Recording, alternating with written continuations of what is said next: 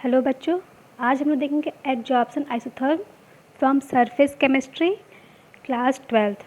सबसे पहले ये जानना है कि एडजॉर्प्शन आइसोथर्म जो है इसको हम लोग क्यों पढ़ते हैं।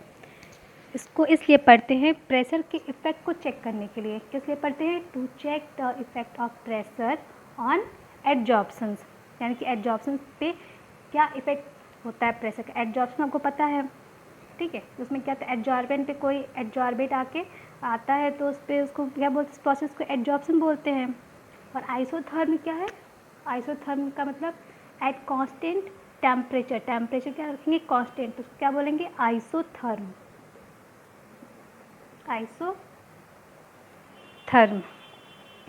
तो क्या हम बोलेंगे? At constant temperature it is observe that the amount of gas absorb on the given amount of absorbent. मतलब क्या हुआ? At constant temperature it is observe that the amount of gas absorb on the given amount of absorbent is depend on the pressure, that is as pressure increases the amount of absorption also increases. मतलब कि pressure बढ़ाएंगे तो absorption क्या होगा? बढ़ेगा। For example अगर हम यहाँ पे देखते हैं, थोड़ा सा हम इसके रेज करते हैं।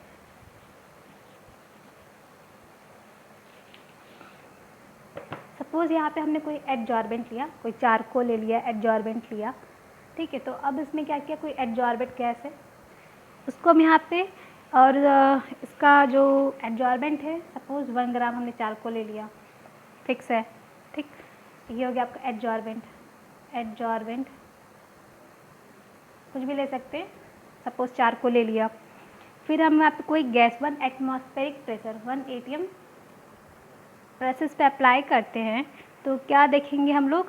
जब 1 एटमॉस्फेरिक प्रेशर अप्लाई करेंगे तो कुछ सम गैस जो होंगे इस पर आके एब्जॉर्ब होंगे। सपोज़ 0.2 ग्राम, ठीक है। 0.2 ग्राम जो गैस है वो क्या हुआ? इस पर आके एब्जॉर्ब हुआ। अंडरस्टूड? अब क्या कर रहे हैं, अब हम लोग प्रेशर को बढ़ा देते हैं। 1 एटमॉस्फेरिक प्रेशर को हम कर देते हैं 2 एटमॉस्फेरिक प्रेशर। इसी पे सपोज यहाँ पे है, यहाँ हमने 2 एटमॉस्फेरिक प्रेशर लिया, ठीक है। तो क्या है, हमने प्रेशर बढ़ाया है ना, तो यहाँ बढ़ा दिए प्रेशर। आपका 1 ग्राम चारकोल है तो इस पर क्या होगी? गैस और ज़्यादा एब्जॉर्ब होगा। समझ रहे हैं? जैसे कि 1 एटमॉस्फेयर पे, यानी कि आपका जितना प्रेशर अप्लाई करते हैं उस पर थोड़ा गैस पर कम एब्जॉर्ब हो रहा था। फिर जब इससे हमने बढ़ा दिया तो फिर इस पर क्या होगा? गैस की संख्या और बढ़ जाएगी, गैस और ज़्यादा एब्जॉर्ब होंगे और मॉलिक्यूल्स के एब्जॉर्ब होंगे। जब यहाँ पे हम सपोज यहाँ पे आपको 0.2 था, 0.4 ग्राम तक हो गया एब्जॉर्प्शन इसका गैस के। अब हमने क्या किया, इसको सपोज 3 एटमॉस्फेरिक प्रेशर कर दिया, फिर क्या हो गया? 0.7 ग्राम हो गया। यानी कि जैसे जैसे हम लोग प्रेशर बढ़ा रहे हैं क्या हो रहा है? एब्जॉर्प्शन का बढ़ रहा है। वही हमने लिखा हुआ है ना, the pressure the amount of absorption increases as the pressure increases the amount of absorption also increases. मतलब क्या कह सकते हैं? Pressure is directly proportional to क्या होगा? जो गैस हमारा एब्जॉर्ब हो रहा है, यही तो है। प्रेशर इंक्रीज कर रहे हैं तो गैस क्या हो रहा है? हमारा एब्जॉर्ब हो रहा है। अब इसी में हम लोग थोड़ा सा और समझते हैं इसको। आपके बुक में किस लैंग्वेज में इसको दे रखा है, ये हम लेते हैं the amount of gas absorb, ठीक है। जो अमाउंट ऑफ गैस एब्जॉर्ब हो रहा है इसको हमने मान लिया x मान लिया, ठीक है। आपके बुक में ये जो है इतना, ठीक, इस चीज़ को उसने लिखा हुआ है एक्सटेंट ऑफ एब्जॉर्प्शन। ये ना लैंग्वेज लिखा है एक्सटेंट ऑफ एब्जॉर्प्शन, ठीक। कंफ्यूजन आएगा, यही चीज़ है, उसी को लिखा है एक्सटेंट ऑफ एब्जॉर्प्शन को ही लिखा है कि कितना अमाउंट ऑफ गैस जो एब्जॉर्ब होता है किस पे? On the given of absorbent पे। अब इसी में the amount of gas absorb, जितना अमाउंट हो जो गैस, ये जो गैस थी एब्जॉर्ब हो रहा था उसको हमने x मान लिया। और जो given of the amount absorbent क्या है? On the given amount of absorbent, यानी कि जो हमारा ये था 1 ग्राम था, इसको हमने m मान लिया, इसका मास, इसको हमने x मान लिया, ठीक है। तो अब क्या हो गया? x बाई एम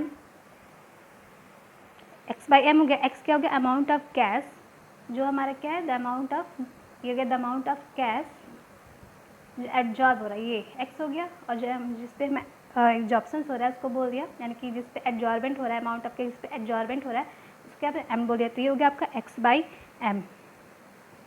इसी पे प्रेशर के वैरी को देखा गया है आपका, ठीक है, कि प्रेशर की जो x/m पे प्रेशर कैसा वैरी कर रहा है वो इसमें हम देख रहे हैं। तो उसको थोड़ा सा ग्राफिकल रिप्रेजेंटेशन करते हैं, देखते हैं कि ग्राफिकल रिप्रेजेंटेशन कैसा है इसका।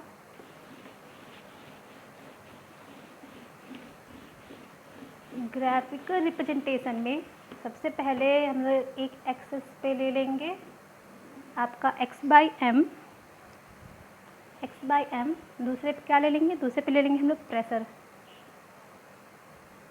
ठीक, अब क्या देख रहे हैं कि हमने क्या बताया, जैसे जैसे प्रेशर बढ़ाएंगे एब्जॉर्प्शन बढ़ेगा, x/m तो आपका एब्जॉर्प्शन ही है, तो क्या हो रहा है कुछ, बट एक्चुअली में इसकी तो लाइन स्ट्रेट होनी चाहिए, यहाँ पे जीरो है आपका, क्या है आपका प्रेशर जीरो है, हमारा x/m भी जीरो होगा ना, यहाँ पे ये इनिशियल पॉइंट है, यहाँ पे जीरो है, तो यहाँ से जब हमने प्रेशर को बढ़ाना है चाहिए तो हम तो स्ट्रेट लाइन आनी चाहिए थी, यही तो था कि प्रेशर जैसे हमें तो स्ट्रेट लाइन आना चाहिए था, कि जैसे हम प्रेशर यहाँ पे बढ़े, ये प्रेशर बढ़ा तो यहाँ पे x/m बढ़ रहा है, ऐसा हो रहा है, ऐसा होना चाहिए, लीनियर आना चाहिए था, बट ऐसा नहीं होता है। कैसा आता है हमारा, कुछ इस टाइप से आएगा और ये जाएगा, यानी कि बढ़ रहा है, बढ़ने के बाद क्या है टाइम पे वो क्या होगा आपका कांस्टेंट हो जाएगा।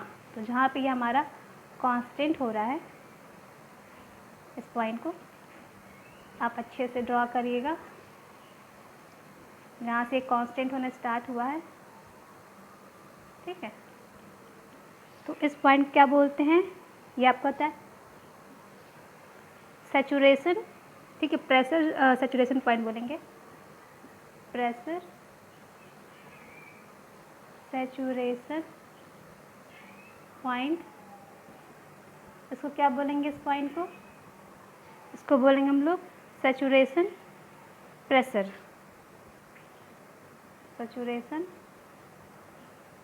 प्रेशर,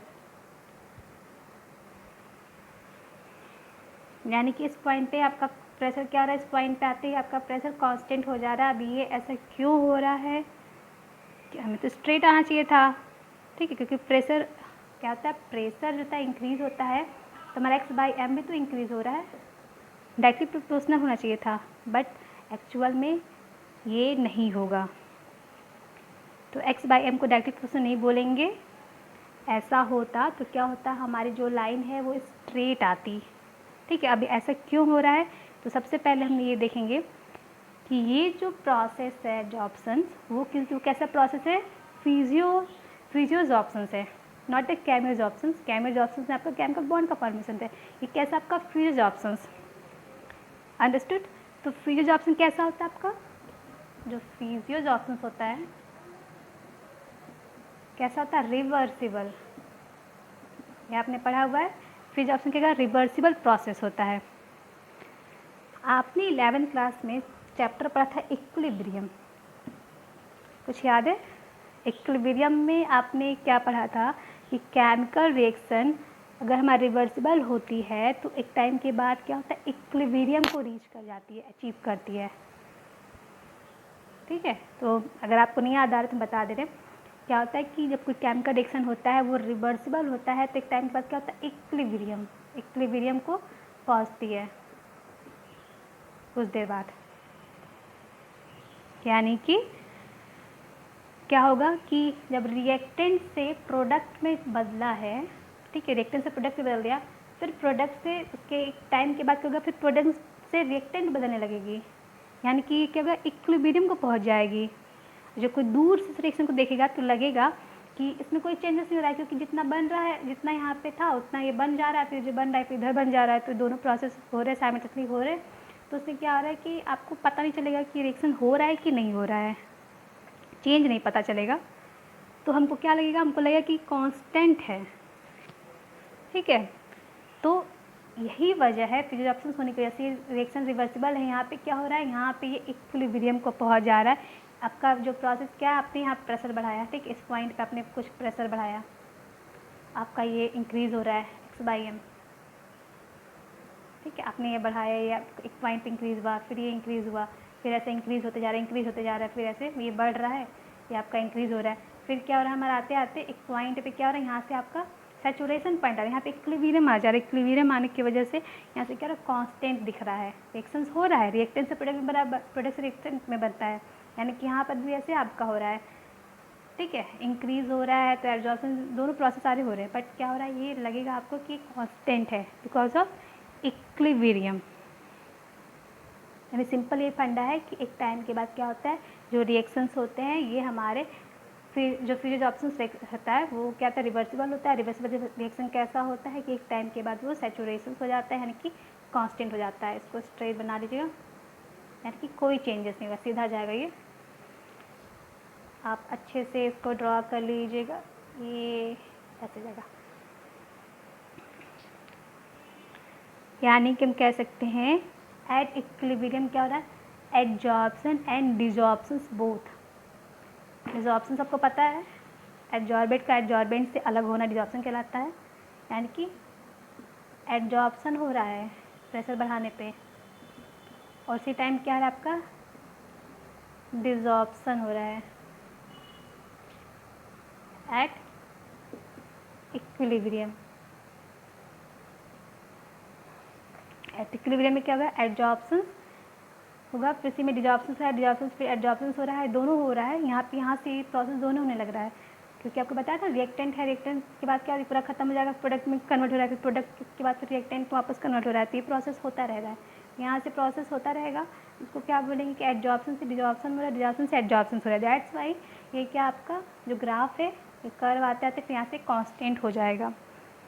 अब इसी चीज़ को एक्सप्लेन करने के लिए अभी जब ये आ गया तो इस चीज़ को एक्सप्लेन करने के लिए बहुत सारे साइंटिस्ट हैं, तो उसको हम लोग एक आपके बुक में दिया हुआ है फ्रेंडलिज का आइसोथर्म्स के बारे में, जिन्होंने मैथमेटिकल इस चीज़ को मैथमेटिकली कॉन्सेप्ट से इसको बताया था, उसको हम लोग नेक्स्ट वीडियो में देखेंगे।